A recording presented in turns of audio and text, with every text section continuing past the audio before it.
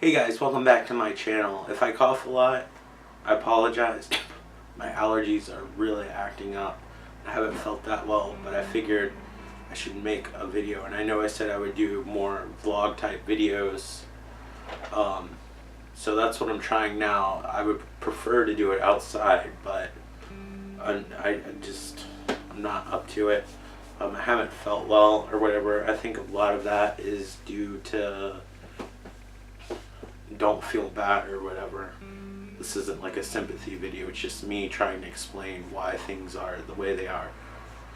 I'm struggling a lot with depression and anxiety stuff, which I think even if I have a small health issue, it exacerbates it, because I guess your mind kind of regulates every single part of your body. So when you're not feeling well, even if it's psychological, it affects other things, or it makes you feel like things are worse. Like sometimes I go to a GI doctor, and instead of saying you need surgery, or hopefully they never say that, but you know, like I'll go to a specialist or a regular doctor, and instead of suggesting like medications or some sort of like physical therapy or a change in something, sometimes they just suggest like you should find ways to lower your stress and stuff like that, because especially with the GI system and stuff, I'm not going to be too graphic or whatever, your mind actually has a lot to do with that, because I noticed that I start not feeling good when I have a lot of stress. So if you haven't been keeping score, late January, like my favorite job ever, we actually closed the store, and now I'm out of work and I'm constantly looking for jobs. But it's tough because I don't know, I guess people can afford to be picky because everybody's looking for something, and I'm looking for lower end jobs because I have to make sure I'm able to do it. I've even applied to higher end stuff, but it's been a drag, because if you don't get an interview, you have to go on the computer and fill out a application, and then hope you get past the algorithm so a human being actually gets to see it. And it's like the worst time of the year to apply for things because the holiday season's over. Maybe with Easter coming up, I'll have better chances. I'm trying to get into retail, not being stuck in a warehouse or something like that, preferably working with people, because I'm introverted and it forces me to go out and be more social and work on things like that. So it's been really tough because I've had people essentially just lie to my face, like, you will definitely get a call by the end of this week. You're like all enthusiastic, and you wait and you wait, and before you know it, it's Monday, and you're like, oh, maybe they didn't catch up, and then you follow up, and then you'll notice like there's whole new staff working there, and it's rough. The closest thing, and maybe it's like this in my mind, you know, because of sometimes my distorted perception of reality, that maybe I'm not seeing it the way it is, but it feels a lot like dating, with rejection and waiting for the follow-up date, if it's gonna happen, if you're gonna work out, and all this stuff. And it's super stressful, and it's life. I know, I'm not complaining, I'm just trying to explain things. Don't ever take it as complaining or me trying to get your sympathy, because if you'll notice, like most of these videos, I don't really even talk about this, but since this is a vlog, I don't have a video game to focus on, so I guess we'll talk about me for a little while. So it's gotten me down. Some days it hurts worse than others. I know you're not supposed to take things personally, but I don't know, like at a subconscious level, I know it's affecting me because I don't feel well, and I'm starting to, it's harder to be motivated to get up function, and thank goodness I have like a dog and a cat I have to take care of, because that at least keeps me active, because sometimes if I didn't have that, I wouldn't have an excuse. I have all these awesome games and I have time to play them. And it's a hard concept for a lot of people to understand, because they're like, look at all the stuff you have it so great. And I admit, I do have a lot of stuff and it's awesome. But it's like, sometimes when you feel bad and you're stuck in this rut, it's like you have nothing, because even though like you want to play all this stuff, you're not in the right frame of mind. You'll just sit there and you'll almost be looking through the screen. Movies are a lot easier to digest. So today's video, I'm not going to be, hopefully I won't ever sound like I'm like a connoisseur of anything. Like, I just like things that I like and I want to share it with you, so you're aware of things that you might potentially like. And I'm definitely not a movie connoisseur, because I like all different kinds of movies, and a lot of the movies I like, I know a lot of people don't like, so I'm not pretending to be a movie connoisseur. But these are my coping mechanisms sometimes. I stuck with 10, so this video wouldn't be super long, because every time I was like looking for a movie, like I went through my collection, because like I'm just so spacey because I have so much on my mind. But I was like, oh, I gotta stick to 10. I kept on finding movies that I really liked, or that I watched. But more specifically, these aren't necessarily my favorite movies. These are like my go-to movies when I'm having a hard time, and I don't know why.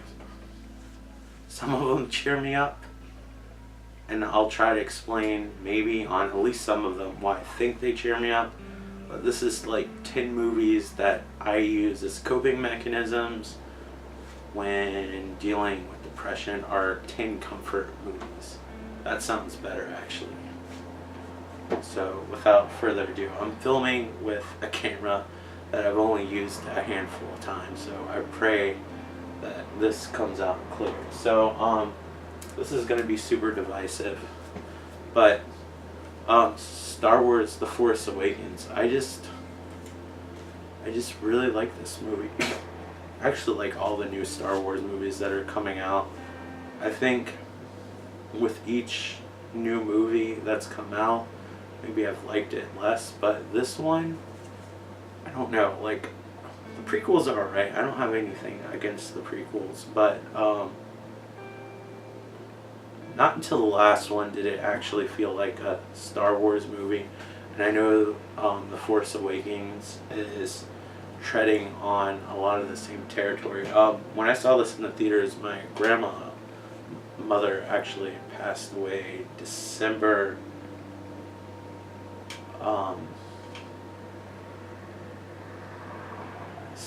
5th. It was really difficult. I forgot exactly when this came out, but this came out like a week or so later, because I remember around Thanksgiving, actually it was on Thanksgiving, it just feels like the day before, because it was like at 4 o'clock in the morning. I was actually playing Star Wars Battlefront, and that came out right before this movie did. So I was so low, and just to see this movie, like, I got teary-eyed, not because of what happened and the film necessarily. I felt good for a little while, and I was so down. Like, my grandmother was like a second mother to me. We were super close. We helped each other a lot. Like, I would go over there and help her, take her to the laundromat and stuff like that. And she helped out with things a lot, but like I was kind of like a little bit of a caretaker too at the same time. But we helped each other back and forth. It was this good relationship, and called each other every day. And she unfortunately passed away, so I went to go see this movie, and it just captured my enthusiasm for when I saw the original trilogy on VHS, because I didn't get to see the original trilogy in the theaters till the special editions came out, I believe around '97, because they wanted to I guess, rekindle interest in the series. I don't think it ever went away before the prequels came out, but yeah, this felt like a Star Wars movie. It was everything that I hoped for. I know a lot of people get angry about some of the stuff that either it's too much alike, the next one comes out, and then it's too different. But I feel like some diehard Star Wars fans, you're never gonna please. And I don't know, like I always got into Star Wars like when I didn't like Star Wars when I was a little kid, and then when I became 12, they had like little toys and models of the ships, and that was like my favorite part. So like, and then like my grandmother actually got me the VHS trilogy set, which was very nice of her and very awesome. So I got to discover Star Wars in my teens. Like I feel like a lot of older people, when they say, I saw it in the theater in 1977, I guess they were roughly around the age I was. Even George Lucas admitted that Star Wars is kind of geared towards 12-year-olds. So when you see grown-ass people get really, really upset and piss and whine and make 2-hour videos about why the newer movies or the prequels suck, in some regards it does look a little ridiculous. But yeah, this rekindled like the feelings I had as a kid, and unlike the prequels, like the spaceships, the aesthetics, everything felt like Star Wars. It was exciting, and I felt good for a little while. And I guess when I see this, it recaptures that moment of being in the theater, because I was really down in the dumps when I went to the theater, obviously, and it just rekindles that upbeat feeling. And every time I watch this, I get super emotional, because it's like the feeling of being rock bottom, and even if it's an inch, I personally feel a little bit lifted. And it's not necessarily the movie itself alone, but it's a lot of things, and that's why this is a comfort movie. Hopefully that was a good explanation. But I really like this. I like all the Star Wars movies. The only thing Star Wars I really can't get into is the Clone Wars series. I like Rebels. I haven't really seen a lot of the show The Resistance, because I have no idea when it comes on, and I'm really bad at keeping up with shows. But I like most things. I just never got into the Clone Wars TV show, and even though George Lucas wasn't involved with this, I personally feel like it feels more like a Star Wars movie, even though it's retreading on the same territory. And the one, it wasn't, Rogue One came out after this, which I also really like. And then The Last Jedi came out, and that was different.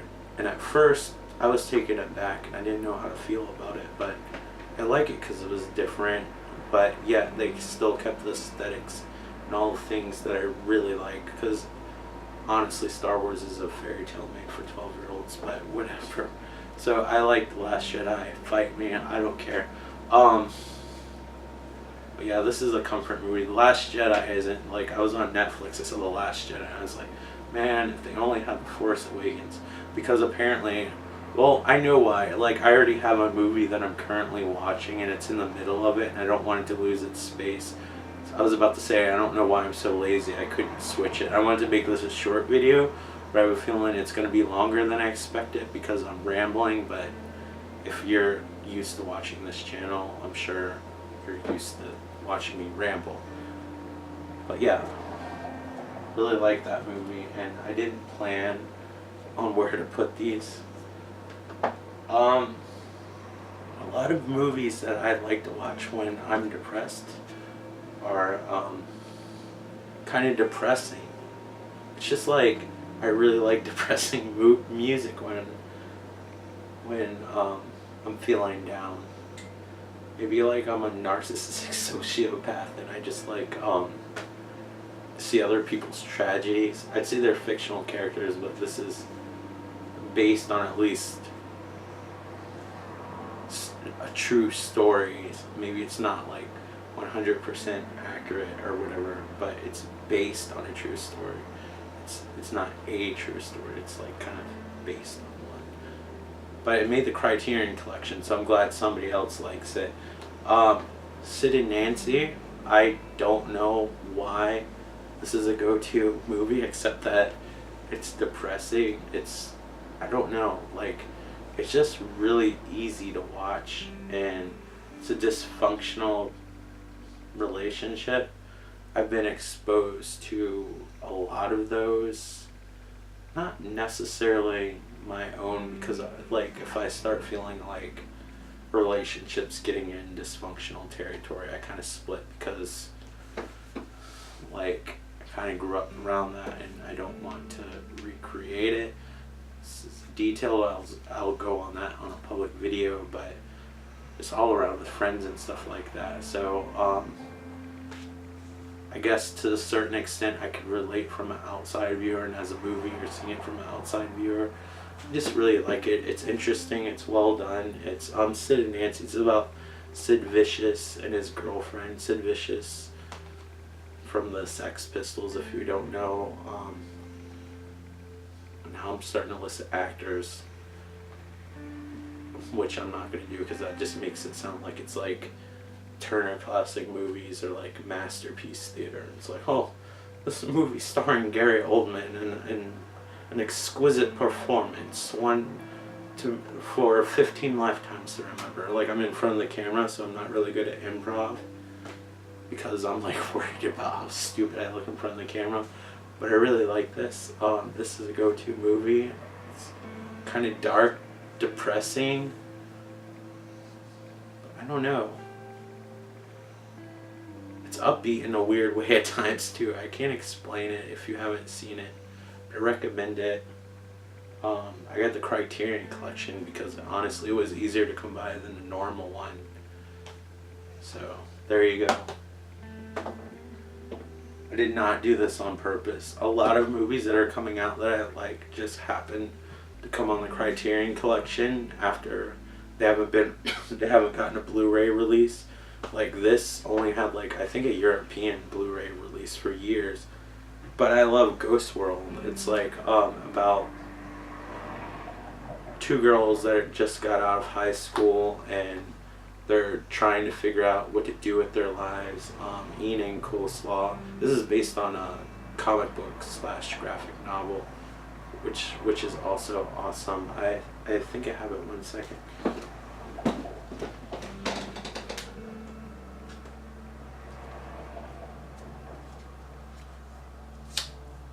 I was so prepared for this video, it's not even funny.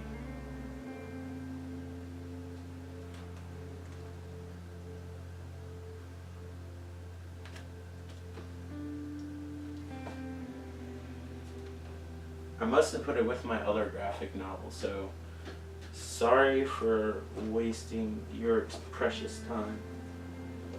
But the graphic novel is also good, but the writer of the graphic novel, I believe his name is Daniel Close offhand, actually did the screenplay for this, so it's really good.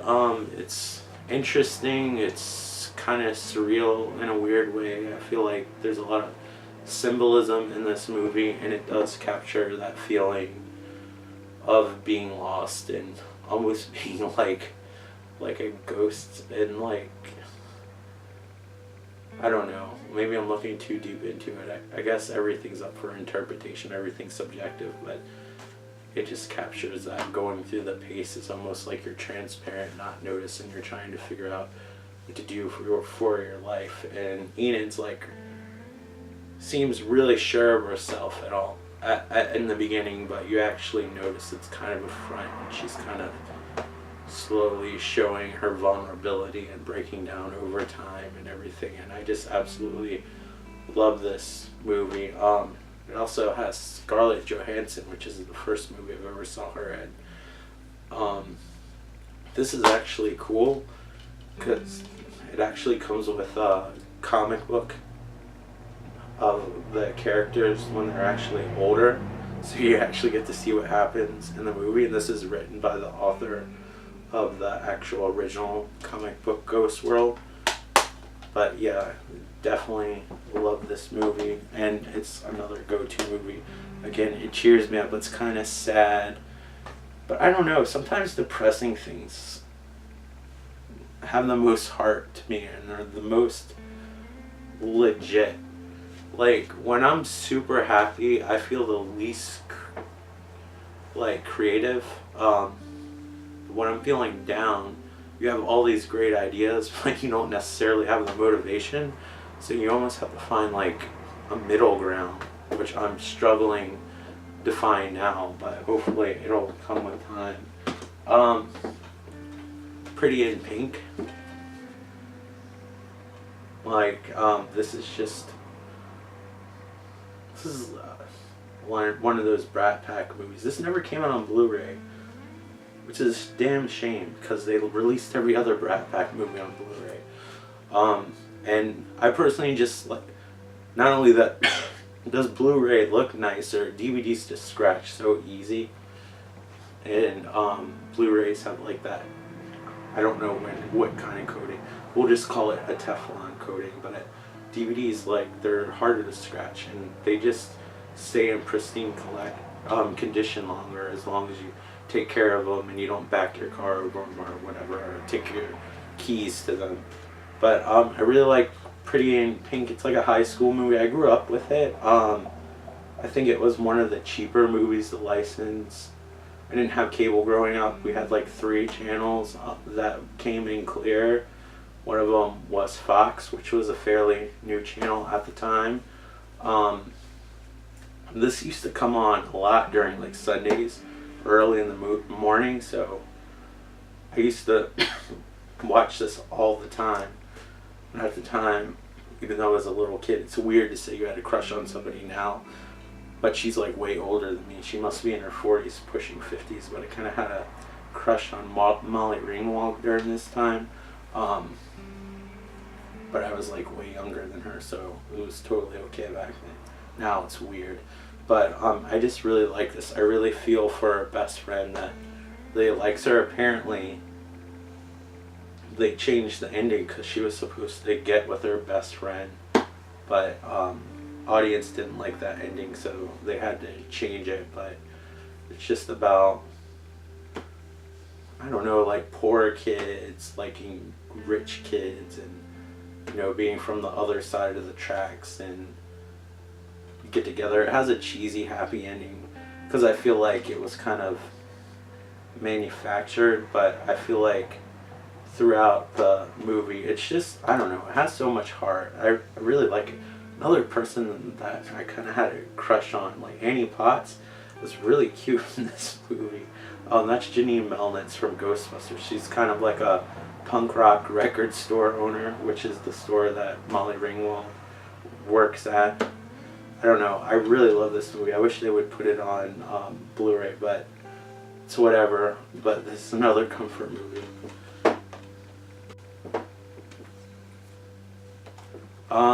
Reality Bites. This has this terrible 90s cover that they repurposed. They're just like, let's put a slip sleeve cover on it to make it look like a new movie, so you feel like you're getting a better edition, and then it has like 90s trivia in it. This is like the original case. Reality Bites. Absolutely love this movie. This captured another stage in my life when I got later into my mid-20s, living with other people, just working to work. You know, you think you have everything figured out. At the time, I wasn't a college graduate like most of the people on this are. I think everybody is. But you're trying to like find yourself, and you find yourself that like life isn't like this thing that everybody promised you in school. Like, if you work hard, you keep on going to school and doing all this stuff, which I was going to college at the time. And then I switched to a career so I could afford to go to college, and then it didn't work out. And then I got my first place with friends, and it was chaotic, and there was a lot going on with each individual member.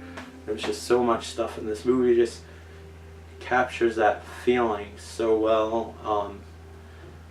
I just absolutely love this film. It like takes me back to my early 20s, like every time. Even though this is like a Generation X film, I know I'm considered an evil millennial, but you have to understand the gap of millennials. I think it's like 1981 to 1996. So yeah, there's a fairly big gap there. So like somebody that's a later millennial is like almost like a different generation. So they almost should break it up. But yeah, I really relate to this movie a lot, and I think it's fantastic. Ben Stiller, I think this is the first movie that Ben Stiller directed, and he actually did a pretty awesome job. Like, I think he's a pretty good director. He directed Tropic Thunder. I think he directed the remake of Walter Mitty. I think that's the name of it offhand. And The Cable Guy, which is another, even though Jim Carrey's in it, I think that's a underrated movie. You think everything it was in would sell really well, but I really, really, really like Reality Bites, and it's such a comfort movie, and it just makes me feel good because I could relate to that, and it takes me back to a time, even though I was miserable, like, sometimes in life, like, your most miserable moments are what felt like your most miserable moments at the time. When you look back at it, maybe you change like the story a little bit in your head, but I find sometimes what I consider miserable, hard, or difficult, I just should have said difficult, I don't know why I had to put hard in front of it, end up being some of the best memories of your life. I don't know why, because you put in work, and there was definitely good times, difficult times, and everything, and it's just, this captures that, especially with the whole roommate situation. It's awesome. Like, I always mention this movie to my friends, and a lot of people haven't seen it. I think my dad brought home, my dad was a TV repairman, and I think Reality Bites was stuck in the VCR, but I don't think I watched it then. I didn't watch it till I was much older. And then I got upset with myself. I was like, we had this VHS for like a long time that was stuck in somebody's VCR. I never watched it, but I watched it then. I think it wouldn't have the same effect. Like, I would probably think it was just boring because I was pretty young when it came out, because I think this came out in like, I'm gonna guess, just because I like to play quizzes with myself, I'm gonna say 94, 95, and no, I didn't look before, so I could be completely wrong. And the print's super small. I'm getting older, unfortunately, that's what happens. 94, I guessed it. And I'm probably gonna need to get my glasses, I'm gonna need to get my eyes checked again. Get an eye exam, which means your eyes checked again, so I basically said the same thing twice.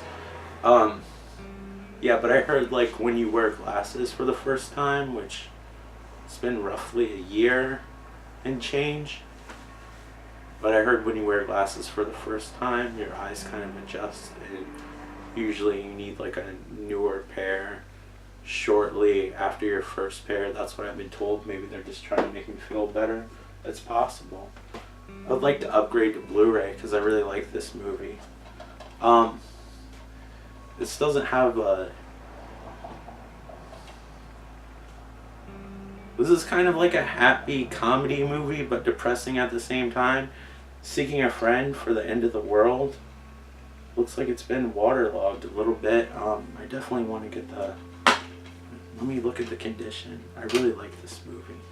It has Steve Carell, Keira Knightley. Apparently it also has cat hair on it for some weird reason.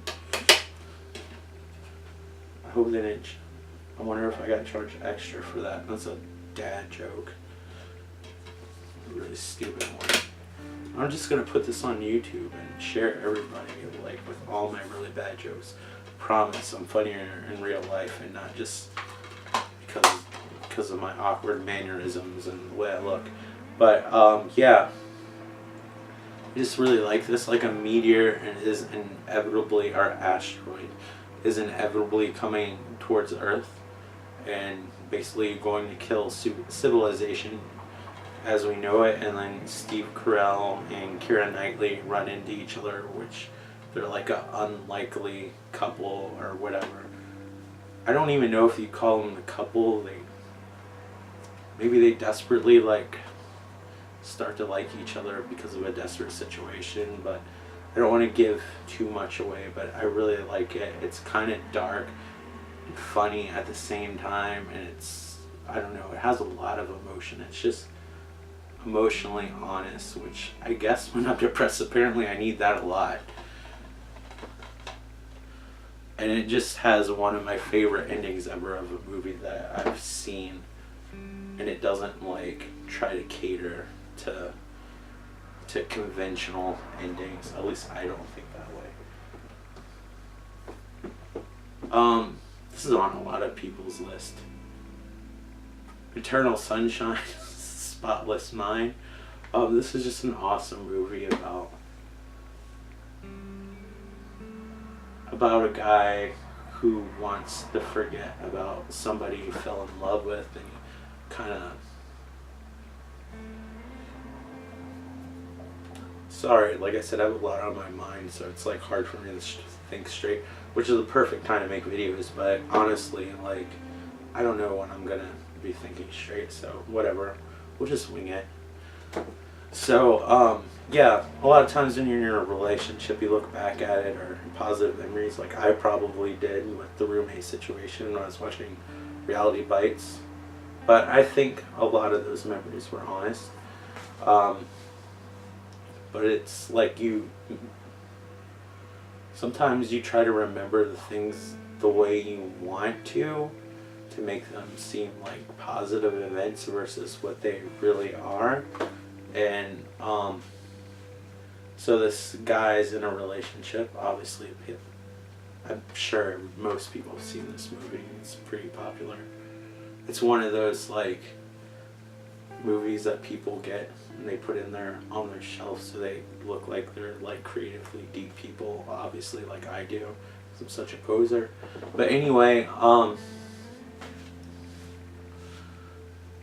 yeah, like, so Jim Carrey like wants to forget about his relationship because it hurts too hard, and he's forgetting, he's reliving everything, and he's realizing it wasn't the way it was. And it's like, even though it was hard and it hurt, it's like it's better to have those memories than not to have anything, because some of the stuff was really awesome and you don't want to forget. Sometimes you have to take the good with the bad, and that's makes you who you are with a person, because if you forget, you don't learn anything, and you don't have these amazing memories with these amazing people, or who were amazing at the time. Even if it was a shitty relationship, you could have an amazing. It's just like online only games. You can have an amazing time now, experience the best game of your life, if said online game is the best game you ever played in your life, or you could never experience such an awesome thing and walk away. There added some gaming aspects to the video, but I really like this when I'm down in the dumps.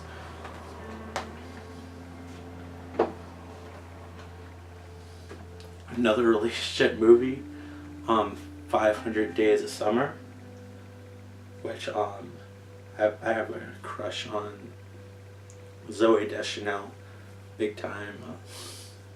Although I can't watch her show, The New Girl. I don't know, I can't get into it. Like, and everybody raves about it, and I feel bad that I can't participate. But what am I, a fucking sheep? I like some of her stuff.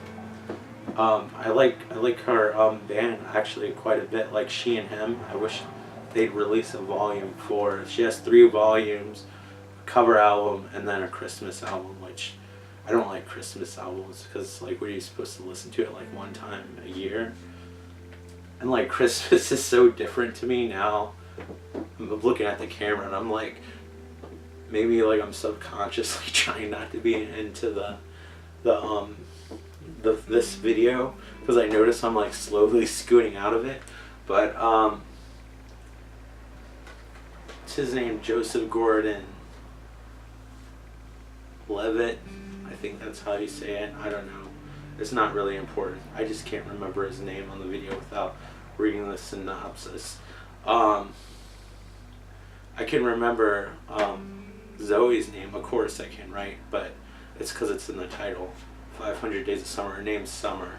So it's about this greeting card maker that finds this girl that he thinks he's in love with, and she's the one, and she's perfect, and he's convinced himself, and then it just shows the duration of their relationship and where it goes. And even though it's funny, it captures a lot of the emotions of like dating and being with somebody you're really infatuated with. And sometimes like some of the best times you have, like some of my favorite relationships were like the shortest ones.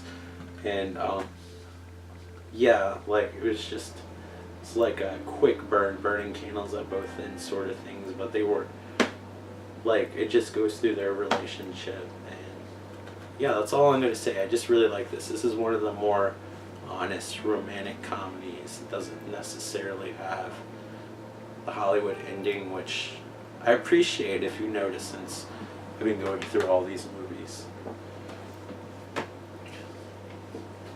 Adventureland. So this is actually a period piece of last year of I guess not the last year, like I guess it's technically the last year of high school.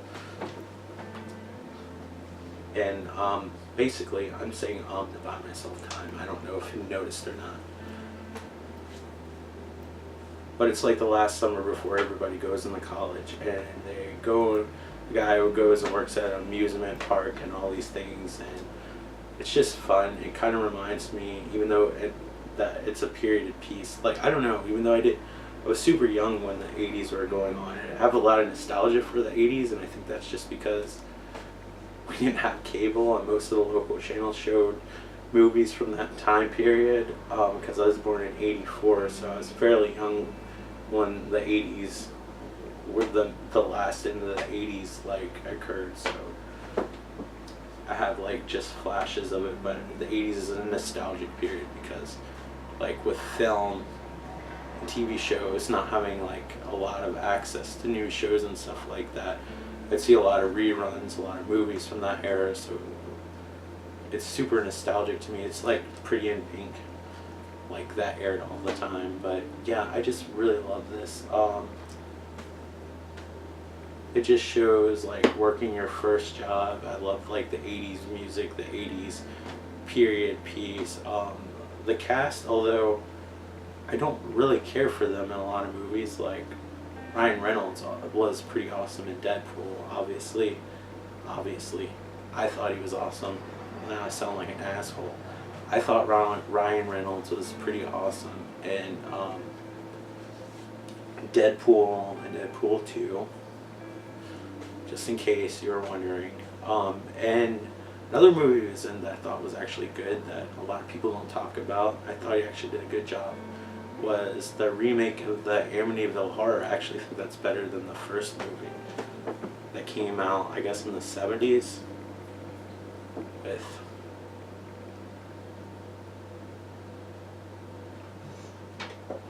I want to say Josh Brolin, but I think that's his son. Whoever placed Thanos's like dad, like in real life, I'm not making any sense. The guy that plays Thanos, his dad in real life, was in the original Amityville movie, which was kind of boring, and then it had Mario Kidder, which is Lois Lane from the Christopher Reeve Superman movies, but that one was good. But we're talking about Adventureland. Kristen Stewart from the Twilight movies. Yeah, I didn't care for those, but I think she's good in this. And Jesse Eisenberg, besides Zombieland, I mean, it's just like, to me, it always comes off as like a off-brand Michael Cera. I don't see the guy who plays like the dude that like smokes pot, but he's like probably the best characters. And then you have Bill Hader, who's always awesome in everything he does. He has a show on HBO. I think he's starting to get the recognition he deserves, but he's like super talented. And then you have Kristen Wiig, who you might remember from the 2016 Ghostbusters, which she's super talented. Like, I never had a problem with the cast of Ghostbusters. I thought the cast was awesome. I just thought the overall story arc was kind of lame and not thought out. Like, it's like somebody putting Ghostbusters into a computer, like that thing on that big computer on Willy Wonka and the Chocolate Factory, the one with Gene Wilder, and they're like asking the computer questions, and it has like the little tape rolls and the little tape spindles. That's what I was trying to say. Apparently my hands were talking for me. They ask the computer a question and all this tape rolls out and they like read it because they're trying to find out where the ticket is.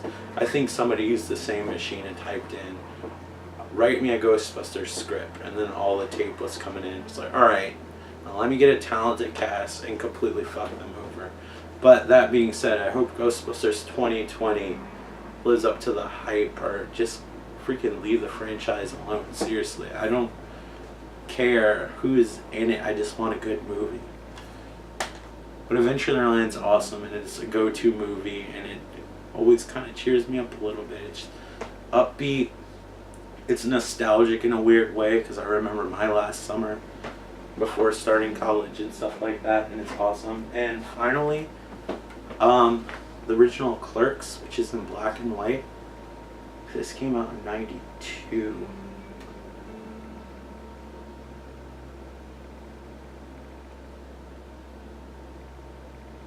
I don't see a date, but again, I probably need my eyes checked. For a single disc, this actually has a lot of bonus features on it. I just like Clerks because I like working in retail, and it just has those parallels. So some of my favorite jobs ever were working in retail, and it kind of shows in a humorous way so the shitty aspects of working in retail. But I think it's just relatable, and I like how it's just a conversation. That didn't make sense. I like how the movie mostly revolves around two people having a back and forth conversation with the occasional customers. That's essentially like working a shift in a retail place. It's pretty much like, and I absolutely love it, me being introverted, that shift's just enough time to be social and getting work done and feeling fulfilled and all this stuff. And I don't know, I really like it, and it's a go-to movie. I'm like, I've seen Clerks a lot, like so many times. I'm sorry my English is bad. Like I said, I'm kind of nervous in front of the camera, so I'm not like a fucking professor like when I'm in front of this, I promise. Me reassuring you makes me sound like I'm probably stupid because I'm reassuring you like I'm trying to reassure myself. I was about to say, I promise I'm not that stupid in real life, so I should just shut up and just tell you about Clerks. But anyway, I've seen this movie so many times, and I'm thinking about watching it, and I'm like, nah, I'm not going to watch it. I don't feel up to it, because usually these are my go-to movies when I'm feeling down. And I was like, alright, I'll give it a chance. And before I knew it, I'm like sucked in, and the credits are rolling. I just really like this. If I ever miss working in retail, I can always go to Clerks, for better or for worse, because it shows a lot of the negative aspects, especially if you ever worked at a grocery store, which I have when I was going to school, to pay for school and my books and everything. And this captures it, even though it's in like a convenience mart. There's a lot of parallels if you work at a grocery store. Our supermarket, I don't know where everybody calls it, wherever you're from, but I think you get the idea. So those are 10 go-to movies when I'm kind of down in the dumps. I hope that was interesting. I hope I didn't sound like an arrogant asshole or like I was being a snob or anything. Like, you should definitely watch these. These are just movies I really enjoy when I'm down in the dumps, and it's not going to be like a life changer for me. I'm sure you guys have your movies that you watch when you're down. I'd love to hear what you guys are into, all three of you. But yeah, I hope you enjoyed this video. I hope it was somewhat interesting, and I probably could do 10 more, but I don't want to keep on like doing movies or whatever. Like, this isn't a movie channel, it's an everything channel, even though it's called Mikey's Video Game Madness. So it's a video game channel with other things, I guess. I don't know. I didn't think this all out when I started my channel. I thought I was going to do a video channel. What am I doing with my life? Can't get anything straight. But anyway, I hope you enjoyed this video. Thank you so much for watching. I really do appreciate everything. I'm not being phony because I don't have to be. It's not like I'm making money or anything like that, so I don't have to be fake or whatever. But hopefully I didn't come off as a snob or like I know everything or arrogant or whatever about film. I hope I don't come out like that at all. It's just, this is my channel, and so I try to make you aware of things if you're not already. It doesn't mean you have to watch them, but now you know they exist. But you know, they're probably not the greatest films. These aren't necessarily my favorite films, but these are probably my favorite. Well, the first 10 that I saw, my favorite go-to films. But thank you so much for watching again, and I will hopefully talk to you on the next video, unless something happens, like I spontaneously human combust or something like that. I just thought, like, my dog, like, spontaneously combusted. Call that, like, spontaneous canine combustion. The cat got caught on fire, spontaneous. Fucking dad jokes again, I swear. See you on the next video. If you want to, like, comment, and subscribe! Thanks for watching!